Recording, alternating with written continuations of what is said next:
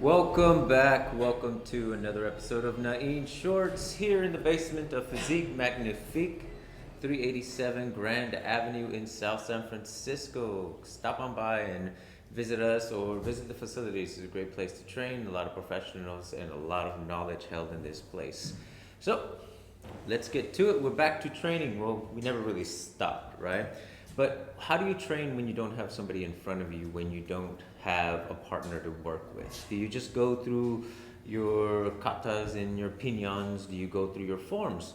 All great stuff to keep the exercise going, to keep the art alive. But when you start thinking of the idea of combat, when you have somebody coming at you and attacking you, but there's nobody there, how do you visualize that, or how do you train so you can start getting more ideas on what you need to actually take care of? For example, if you will, somebody comes at you and attacks you just like that. That's all, just a simple attack. Let's say he has a long weapon, you are a weapon base, or you just doing something with your hand. How would you take care of it? What would you do to that particular strike? What if it gets a little bit more complicated? What if you're doing more than one strike? They're coming at you down here and then across, whether it's across here or across down here, but they're doing a chain of attacks. How do you respond to that? Of course, it's going to be different than the first one because one, then two, what if they're doing multiple strikes? What if they go and they really just wail on you multiple times? How would you respond to those particular things? And this is just a thought exercise, really, but you really have to then put yourself into a situation that isn't actually happening. What are you thinking about? What are the ideas that come to mind? What do you take care of first? For me, the first question would be, where am I in that whole situation? How close am I to that person? Do they have to step in to even reach me? Do they have to run at me to reach me?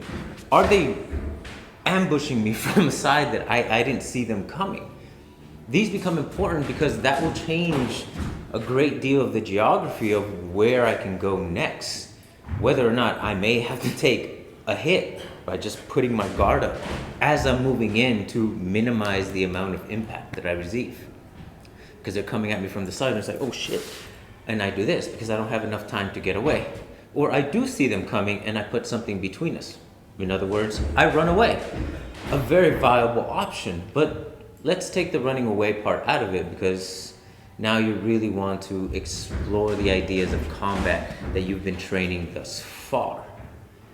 What's going on? What's happening? For me, the first idea is somebody attacking me and I see it coming, they're just coming down at me, is to just swing at their hand. I may catch their arm, I may catch their hand, but I want to hit something before it actually gets to the point there. Because that's what I was taught. I was taught, take care of the thing that's driving the tool, which is the hand. And the hand, of course, is attached to the forearm, attached to the rest of the arm, the shoulder. So the mentality then becomes, okay, how do I keep that from swinging again? But say I miss, say I don't catch it in time, and now they're coming back with this strike.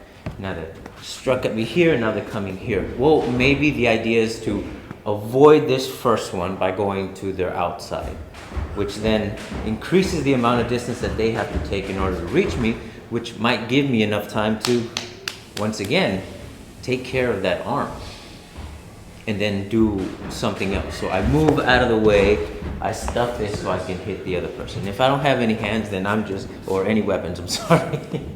I have hands. I move out of the way and I stuff that so it doesn't gain any momentum, so it doesn't hit me. Well, then again, what if that gets swung, you barely escape, this comes at you so fast, the second one, that you can maybe get out of the way, or maybe they're savvy enough that the moment you touch them, they pull back and they're going on to the next one. So now they're throwing in a third one. What would I do then? Would I then evade? Maybe use my forearm to deflect that stick so I can get in deeper? Maybe grab onto the person and then just wail on them with my short-range weapons? These are viable options, but every time you come up with an idea, you have all these other avenues that you can go. Now, the reason behind that is not just because you have so many things that are available to you, but also the changing scope of things that happen on the other side for your opponent. Because what if their first swing, their left leg is out? And then they step in with their right to get closer. Or what if they start off with their right out, but then they step back to give themselves space for their second strike, and then come back in with this one for their third? All these things then matter in the sense of what would you do to that changing environment, because it's no longer you making those changes. It's not you coming up with the ideas of, oh, I would do this particular punch, or oh, I would use this piece of this other thing to get it done. What if they stop halfway through and back up? Like, even that alone, that idea, somebody goes, oh, it stops and comes back. Well, maybe they got scared of you because you noticed them and you looked them in the eye and they're like, oh shit, now I'm scared. That changed the mentality of your attacker all of a sudden. But it also changes the way that then you would respond. Because going back to the idea of visualizing this, you're alone, you're not have anybody in front of you. So what are the things that we really have to consider for it to transfer into something once you have somebody in front of you? And there is no right answer. There is no one way. Everyone's going to have different ideas and different mentalities on the topic. Everyone is going to be trained differently, so the way that you perceive this is going to be different. And then you're an individual too, so your own ideas are then going to flood. But I do believe that it's a great place for you to then explore those ideas, because once you have somebody in front of you, you can try them out, and it's either going to work or it's not. And if it doesn't work, then it's a great opportunity to fill in gaps, to learn things that you may be lacking, and to accept that, okay, it wouldn't work because of this. Now, how do we fix it? How do we make it? How do we supplement what we're lacking? So then you are prepared for a situation. Because folks, I think we have to accept as martial artists that a lot of what we train is for situations that may never happen. And we can't possibly train for every possibility, so we have to do as much as we can to take care of as a general idea as possible of what could happen with the human body. Now, Rick, would you mind joining me for this next bit? Sure, why not? Thank you very much. This is a weapon of a Jedi? Yo. That is literally a handle for you, because I did it for you. Oh, Yeah. See, Look at that grip. oh, So is it more comfortable? okay. Right. Sure. Good. So, Rick attacks, he's just gonna swing, and he hits me in the head. Bam, that's worst case scenario, right? So that's the first one. He just swings one time. Now, what can I do with this? I happen to have a weapon this time around. So he swings again, I parry, and I hit him in the back of the head. Of course, that wouldn't be the only thing that I do, but I had enough time. There was space for me to do that. Now, what if we don't have space? What if we're this much closer and he does it again? Oh, that's the best I can do, is just get this up, actually hit his finger. But from here, what do you do next? Well, he has another hand, he has another, so I can strike, I can move, I can take out his leg, and I can give myself a space there. So that's just one possibility. But again, I'm exploring the differences between me having time, me having no time, and me being able to just walk away from the whole situation. That's always an option. But when it isn't, what do you have? Now he does two strikes. First one, oh shit. And that's the best I could do at that time. I didn't see it coming. He swung, I said, oh crap, and I just brought it up. How can I make that better so it doesn't continue? Because I was just too straight. So now I move, now I moved into his arm. I used my stick as the shield, and then I'm attacking with everything else that I possibly can. Again, one idea based on where I am in reference to my opponent. Something that I thought of ahead of time, because this was just the concept that came up. So now he does three strikes. Here, oh crap! And he just kicked my ass. Right? Because again, I didn't control that space. He did. He moved back and forth. He did what he thought he had to get the better of the situation.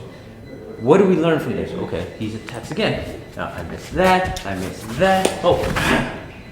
Now I want to make sure that I control this space. I hit him, and I move in, and I do all my close quarter stuff as we did. Okay? But again, that's just one of many possibilities that could happen. In retrospect, he can swing again, I can just go there. Why? Because he lifted his arm menacingly with a stick in his hand, like he was going to hit me, so I'm going to go and follow through. Now I'm just being preemptive of the whole thing. Can you do that with every situation? No. But is it a good idea to learn? Definitely. Because that may happen. Otherwise, we're just going in I'm being the one that is attacking because I think he's going to attack me, so I attack him first. Now I just hit an old man for no reason who was just holding himself up with a stick. I know, some people call it a cane. Oh, yeah. But the possibilities are endless. But then, again, with the human body, it's so much simpler. He attacks, I know, oh, that's that, I have this, I can move on to that, he uses his other hand. Now you're just flowing into different things. But isn't that what we do? We learn these techniques so we can have an idea, sometimes too specific of an idea to do something in a situation, but if we can break those down into individual pieces and then insert them, create the scenarios in our own heads without a body in front of us, because then we can tell, okay, that person's taller, that person's smaller. We can control the aspect of the person attacking you. And if you're smart, that person is always going to be better than you. So when you do put somebody in front of you, you're more cautious of all the things. He attacks, oh, I know that leg is back here, so I'm going to go for that leg and then move on to the next bit. Because I realized, hey, his legs could be in any position. So how do I reach any one of them? Oh, well, stepping in is probably the best thing for me. Was I really worried about the stick? No, because I realized if I step in to get this leg, his range changed. That's where he's strongest. So by going for this particular target, I actually eliminated the ability of him hitting his target.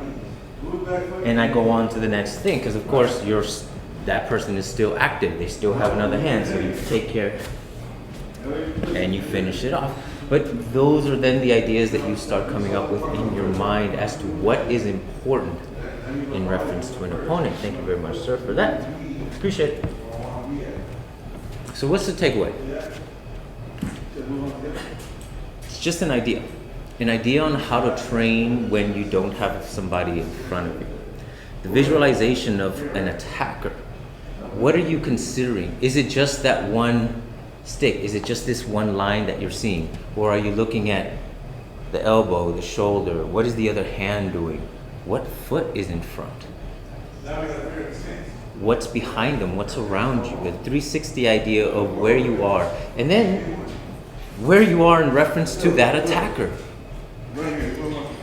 All these things then become important to create as realistic of a visualization as you possibly can, because obviously we can't spend 8 hours in the gym training with our partners, training with our fellow students, or our classmates.